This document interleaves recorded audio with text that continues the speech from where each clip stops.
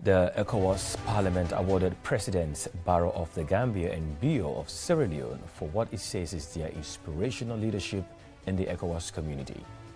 A two-day forum on the STI for Sustainable Development Goals Roadmap project focusing on leveraging science, technology and innovation for improved food self-sufficiency in the Gambia was organized on Wednesday by the Ministry of Higher Education and partners.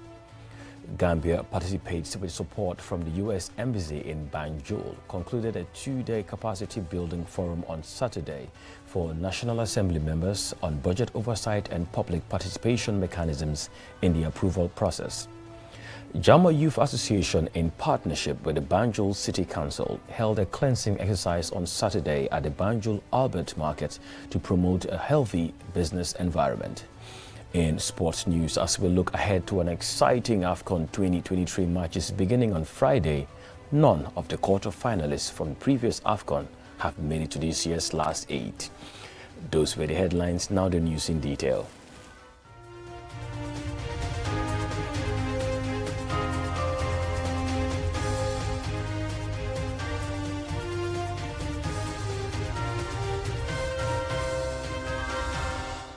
This is QTV Nightly News and I am Andy Kerma. The ECOWAS Parliament awarded Presidents Barrow of the Gambia and Bio of Sierra Leone respectively for what it says is their inspirational leadership in the ECOWAS community. The awards were presented on Wednesday in Freetown, Sierra Leone at the start of a seminar on illegal mining convened by the Community Parliament. Aliusisa reports. Africa has about 30% of the world's natural resources, but data from the World Bank indicates that a significant amount of the population in Africa is poor. Sierra Leone has a long history of mining activities and an equally long one of illegal mining. This ECOWAS Parliament seminar will examine illegal mining and its far-reaching implications in the region. President Julius Maada Bio of Sierra Leone highlights illegal and unregulated mining as a transnational challenge with significant impact on security, socio-economic stability, and the environment across the sub-region. He calls for a regional approach to address the issue, which deprives member states of much-needed revenue. The ECOWAS region is richly endowed with abundant reserves of a large variety of non-renewable natural resources, comprising mineral resources such as gold, uranium, bauxite, iron ore, diamond, phosphate, and manganese, crude oil, and natural gas. These extractive resources account for a significant portion of Africa's proven assets. Mining and other extractive industries have the potential to transform our economies. This session marks the final meeting of the 5th legislature of the ECOWAS Parliament. Sidi Mohamed Tunis, outgoing Speaker of the ECOWAS Parliament, emphasized the urgency of addressing the security threats and environmental degradation, underscoring the need for investigation and sustainable solutions.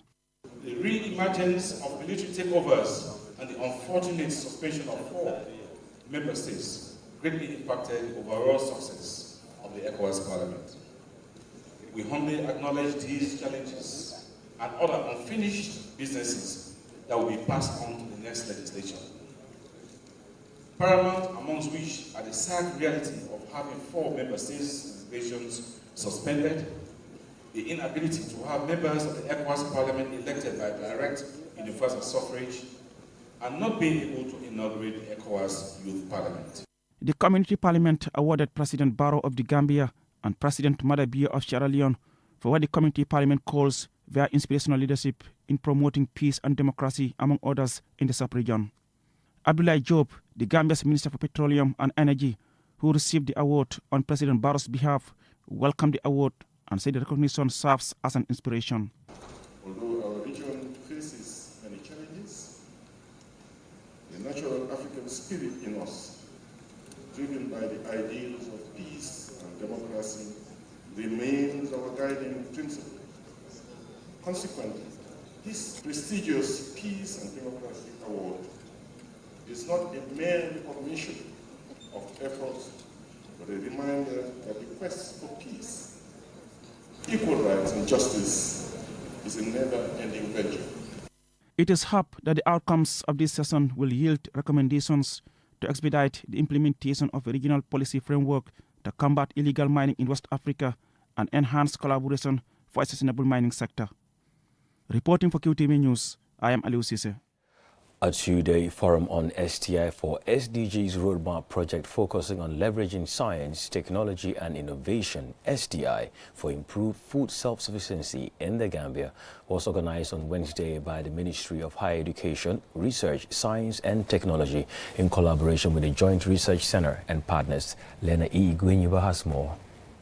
The event brought together 50 participants from diverse sectors, including government, private enterprises and international organizations. The forum aims to refine the science, technology and innovation system to effectively combat food insecurity in the Gambia. The agenda included detailed mapping, structured discussions on key food insecurity issues, consensus building on the Gambian STI system, and exploring STI investments for enhanced food self-sufficiency. Pierre Gomez, the Minister of Higher Education, highlights the event's significance in aligning the STI program with the National Development Plan's goal of revitalizing the economy for the well-being of Gambians. As we embark on this journey, and it is a developmental journey, it is essential to recognize that the outcomes of this workshop will not only inform the policy landscape, but will also pave the way for concrete actions that have the potential to transform the lives of our citizens.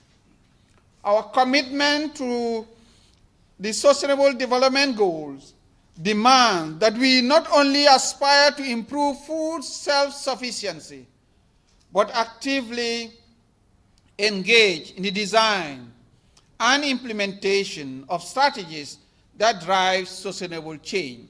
Enrica Pelacani, Head of Cooperation EU Delegation to the Gambia, underscores the importance of the forum, emphasizing the centrality of food systems to her organization's priorities. These roadmaps are being developed with a selected number of countries, and I'm very pleased that the Gambia is one of them.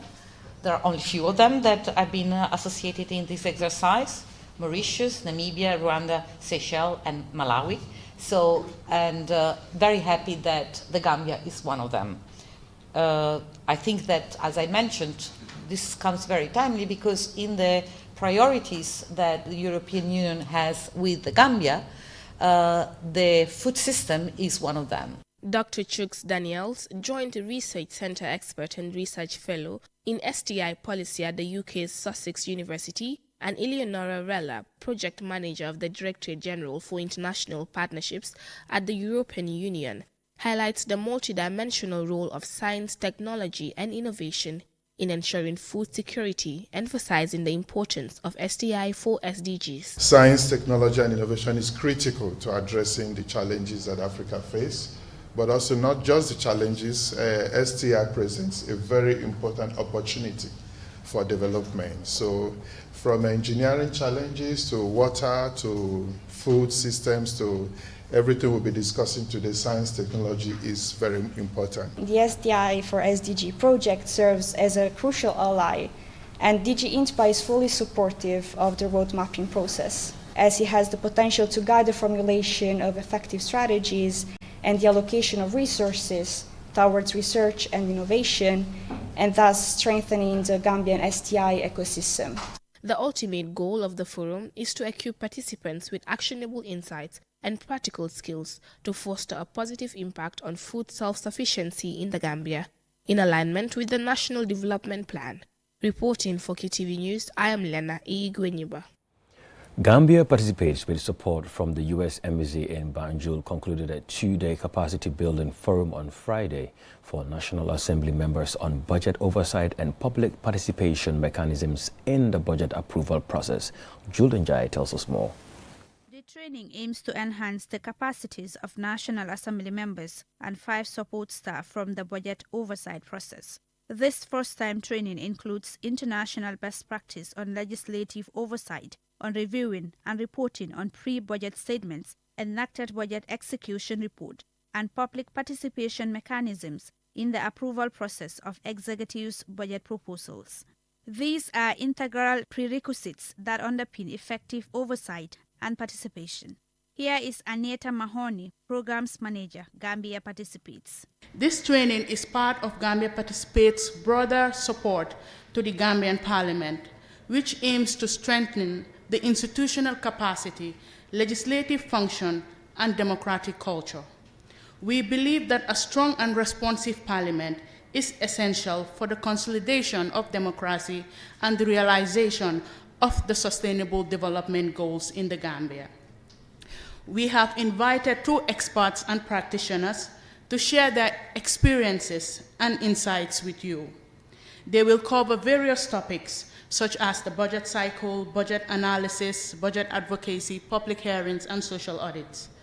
Keba Kebaro, the National Assembly Member for Kombo South, and Modu Lamin Biba, the National Assembly Member for Banjul North, thank Gambia Participates for the training. And we want to thank all the members for coming over, and doing the participation will be very essential because it is very important for us, and it is also very important for us to be able to relay this out to our beneficiaries. That will help us to enable us to help the situation and also prove the way forward for the information. I want to seize this opportunity to also encourage other partners to come forward, because as parliamentarians, it is very important to have the capacity in order to do our work, especially when it comes to the scrutiny aspect of what we have to do as far as our work is concerned in Parliament. Almami Jiba is the National Assembly Member for Fonyi Kansala. Will also give us an insight and also change the narrative of budgeting cycle to program-based budgeting. And I think it's also key as parliamentarians. And as a year 2024, ranging to the fiscal year, and will equip us as parliamentarians, and we will do effectively to change the narrative in the way budget is processed and budget is also implemented, and what could be the guiding tool for us to see that this could be a befitting training that will inform us and give us an insight as parliamentarians to be able to at least get hold of the budget. Because as a budget is a process, whenever it's in Parliament, it is owned by us. Whatever we are going to scrutinize, the out results of it now will determine the future of our people. It is hoped that this training will equip the parliamentarians with the skills and knowledge needed to effectively scrutinize future budgets for effective oversight in the public interest. For QTV News, I am Julden Yai. We will now go for a commercial break. When we return, we have more local and sport news stories. Do stay tuned. Step into the Espas Motors showroom for your luxurious name brand vehicle. Located along the Bertil Harding Highway, Espas Motors is the Gambia's authorized dealer for Chery, Kia, Ford, and now we bring you the new Peugeot model 3008 SUV. 18-inch alloy wheels, 216 inches high ground clearance, keyless entry system, start and stop button, rear parking assistance system with reverse camera, adaptive cruise control with speed limit, LED daytime running lights, front and side airbags, 8-inch HD touchscreen. Not to forget our exquisite Peugeot Landtrek double cabin pickup with 2.1-liter diesel engine, 6-speed manual transmission 4x4, hill descent control, LED daytime running lights. Espas Motors, the authorized dealer for Peugeot. Visit us today or call us on 35-2222 or 353-4444.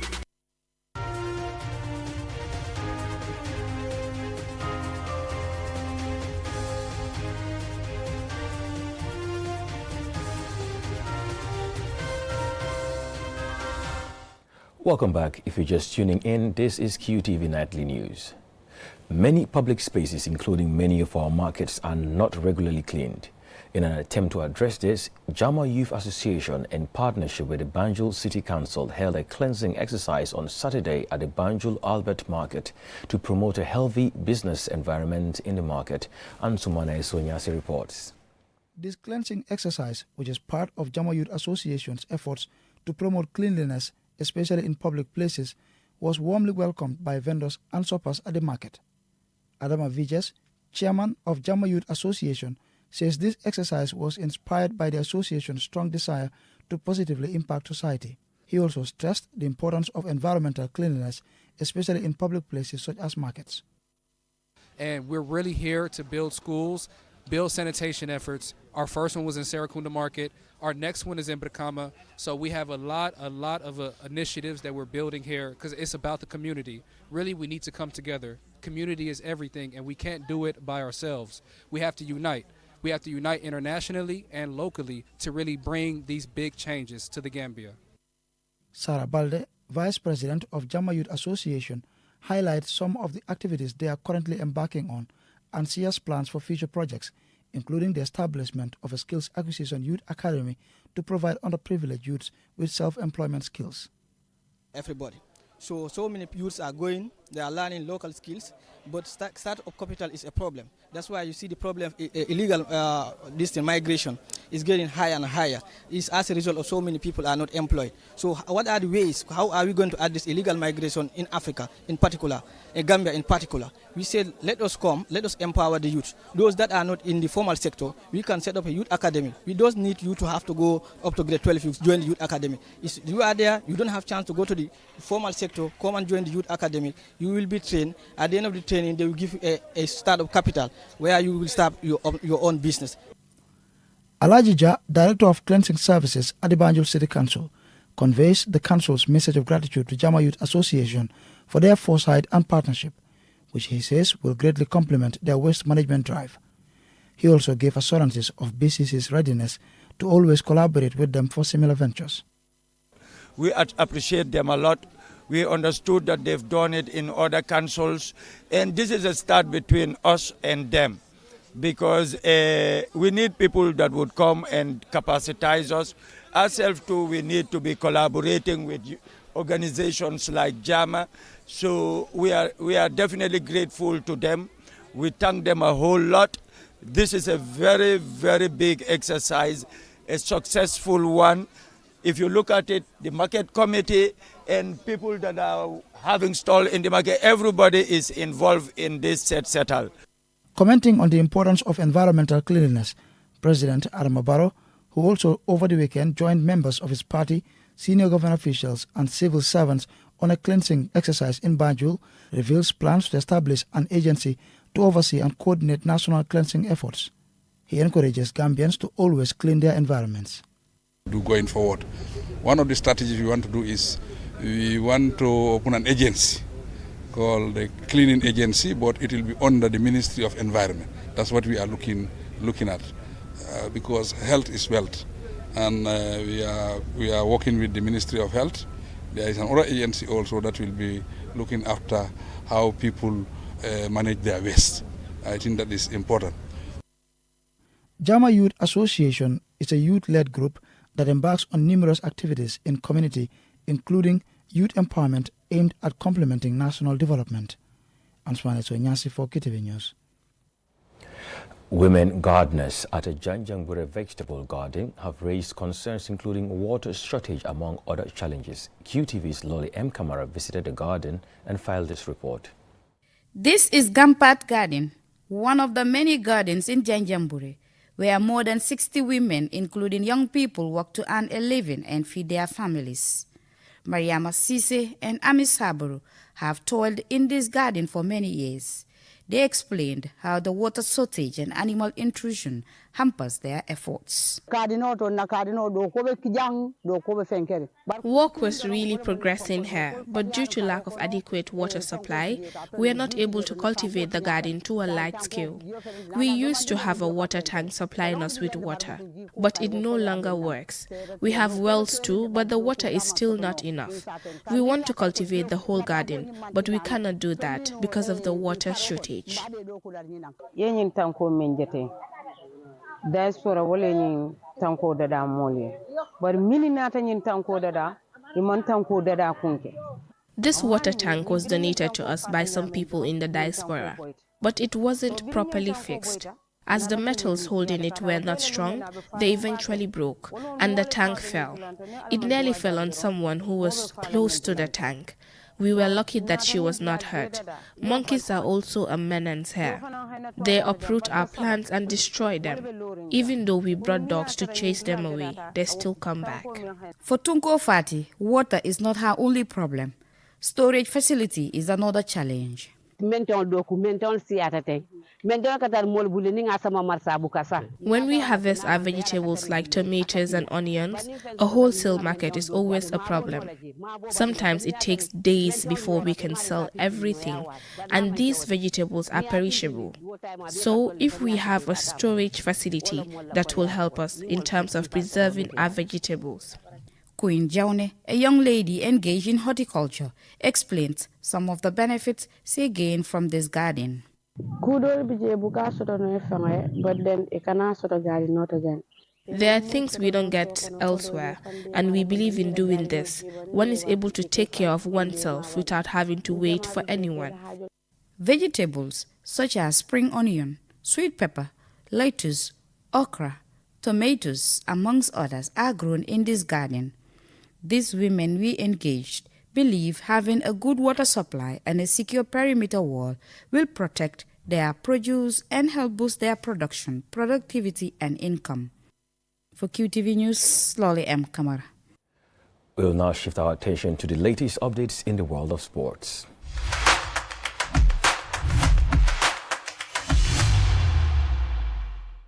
As we look ahead into an exciting AFCON 2023 matches beginning on Friday, none of the quarter-finalists from the previous AFCON have made it to this year's last 8.